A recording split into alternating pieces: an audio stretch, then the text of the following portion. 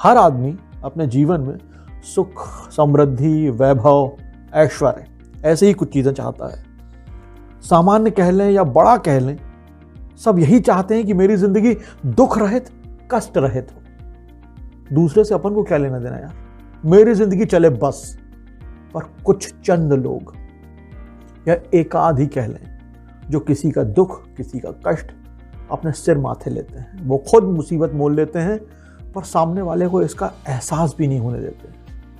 खुद पिछले पायदान या सबसे नीचे की सीढ़ी पर खड़े होकर अपने प्रिय को ऊंचाई पर देखने और उसके लिए हमेशा अच्छा भाव रखने वाले कुछ महान ही होते हैं। नमस्कार दोस्तों, मैं अतुल हूं। आज शनिवार है यानी आपको कहानी सुनाने का वादा है। और वैसे भी आज का शनिवार कुछ खास है। आज क्रिसमस भी है। आप सभी को सबसे पहले क्रिसमस यानी जीसस के जन्मदिन की बहुत शुभकामनाएं।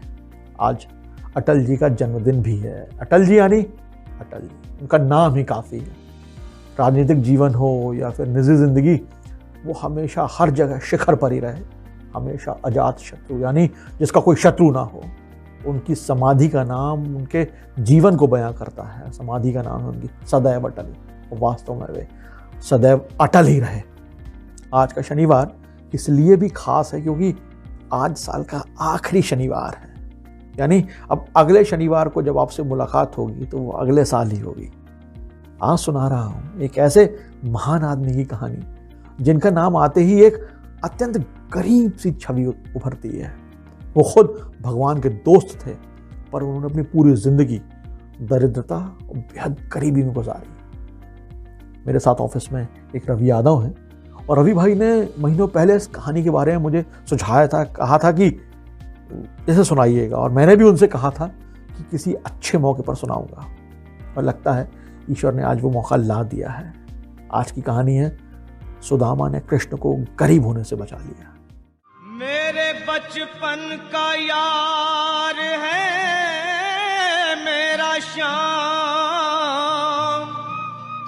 यही सोच कर मैं आस करके आया हूं। असल में सुदामा ने कृष्ण को एक श्राप से बचाने के लिए खुद को ही शापित कर लिया। तो कहानी कंटिन्यू करते हैं। बात उज्जैन की है। कभी यहां एक बेहद गरीब ब्राह्मण महिला रहा करती थी। उनका पूरा गुजारा भिक्षा यानी भीख मांगकर होता था। लेकिन एक दिन बदकिस्मती से उन्हें 5 दिन तक कोई भिक्षा नहीं मिली, कुछ भी नहीं मिला। वे रोज भगवान का नाम जप कर सो जाती थी। चलता रहा 5 दिन। 6वें दिन उन महिला को सिर्फ 2 मुट्ठी चने ही मिले।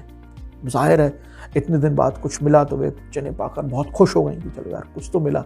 लेकिन उन्हें अपनी कुटिया तक पहुंचते पहुंचते बहुत रात हो गई।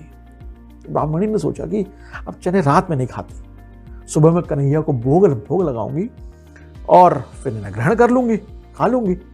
आप सोचिए मतलब किस लेवल पर वो हैं, कितना गजब का है कि 5 दिन से भूखी हैं, लेकिन रात हो गई है तो ठीक है, अब कन्हैया का नाम ही सही। तो ये सब सोचकर ब्राह्मणी ने चनों को कपड़े में बांध कर रख दिया, पोटली बना के। और वे कान्हा का नाम जपते जपते गहरी नींद में सो भी गई। लेकिन कहते हैं ना कि यार दाने दाने पे लिखा है खाने वाले का नाम। यहाँ खाने वाले का भी नहीं है, यहाँ पर तो किसी और का ही नाम लिखा था। अब जैसे ही ब्राह्मणी को नींद आई तो कुछ चोर उनकी कुटिया में आ गए। अब जो अपनी जिंदगी खुद भिक्षा मांगकर गुजार रही है उसके पास क्या ही मिलेगा। कुछ था तो नहीं ब्राह्मणी के पास, सिर्फ एक ही चीज थी और वो थी उस चने की पोटली।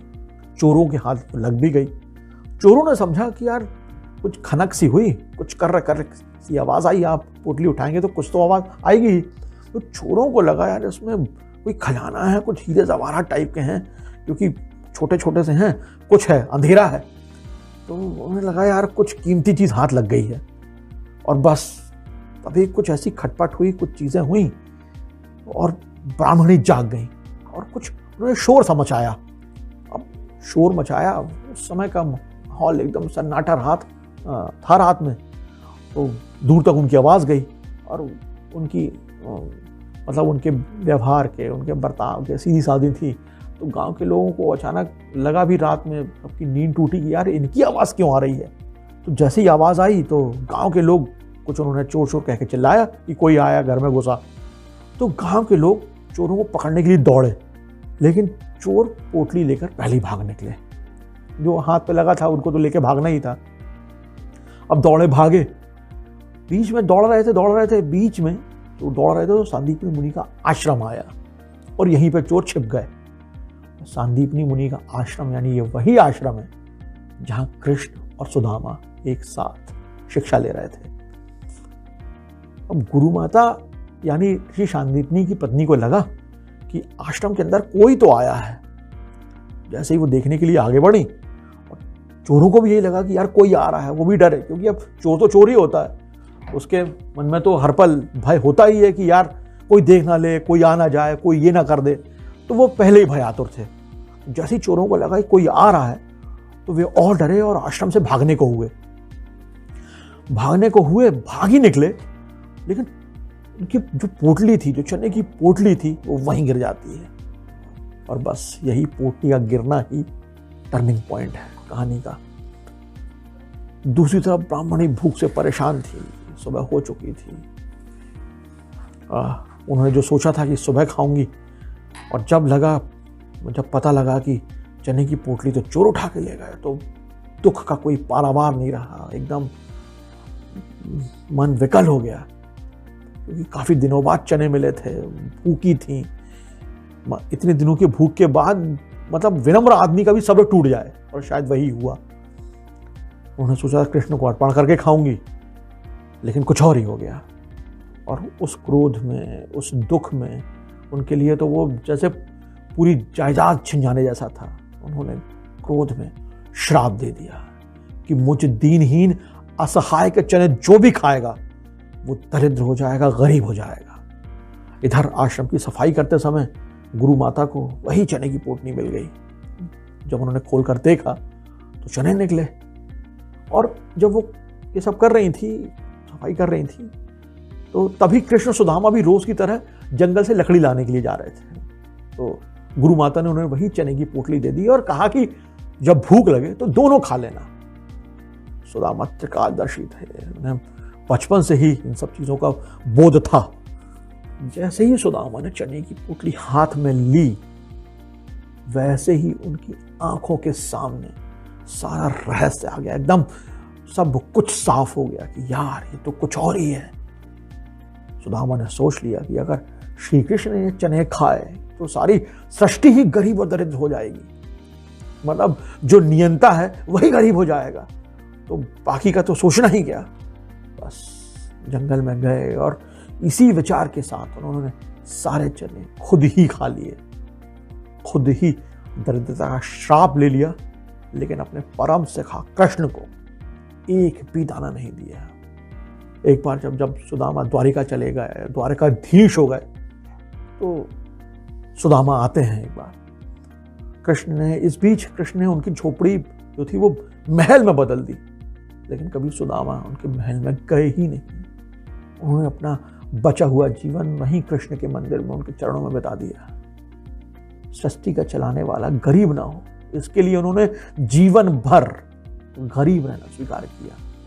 बस यही थी आज की कहानी। बराबर पे अपने सुदामा बिठाए, चरण आंसुओं से शाम ने धुलाए। हाँ दोस्तों, साल के जाने की बेला आ चुकी है, लेकिन इस साल हमने क्या क्या नहीं देखा। कोरोना की दूसरी लहर न जाने कितने अपनों को ले गई। इस दौरान एक नया शब्द हमारे सामने आया, आपदा में अवसर। एक वो व्यक्ति था जिसने दोस्त गरीब ना हो इसलिए खुद गरीबी ओढ़ ली उम्र भर के लिए। और आज के लोग जिन्होंने दूसरे के दुख को पेर कर तेल निकाल लिया। आपके हालात जो भी हों, लेकिन मुझे तो मेरा चाहिए, वो भी हक से ज्यादा। मौका है, लूट लो गुरु। हम लोग स्कूल में रिसेस के बाद दोपहर में एक प्रार्थना करते थे, मनसा वाचा कर्मणा सबको सुख पहुंचाए। कितनी गंभीर बात है ये, लेकिन इसका पता काफी बाद में चला कि यार आपके मन वचन कर्म से किसी को दुख नहीं पहुंचाना। भागम भाग की दुनिया में किसी को कुछ देना तो पीछे ही छूट गया है। अगर दे पाए तो 2 मीठे बोल दे दीजिए। सामने वाला तमाम कष्टों के बावजूद आपकी बात पर मुस्कुरा दे, समझ लीजिए दिन सफल हो गया है आपका। ज़्यादा ज्ञानवाणी हो गई हो तो माफ़ी चाहता हूँ। अगले शनिवार शाम 6 बजे आनी के YouTube चैनल पर एक नई कहानी लेकर आऊँगा।